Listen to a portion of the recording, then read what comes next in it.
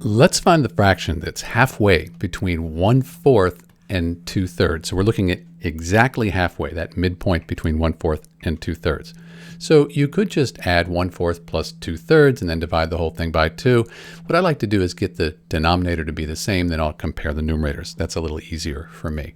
So to get the denominators to be the same, I could say 4 times 3, that's 12, and then 3 times 4, that equals 12. Same denominator.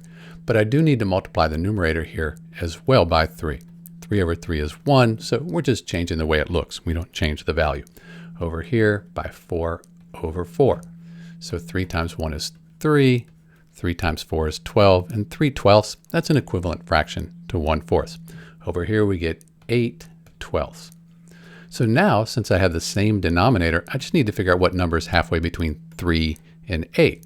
The way I can do that is say 3 plus 8 and divide it by 2. So 3 plus 8, that's 11 over 2 here, which is 5.5. So now we have 5.5 over the 12 there, and that's halfway between, exactly halfway between 3/12 and 8/12. But I don't really like that decimal, so I'm going to double the numerator and denominator.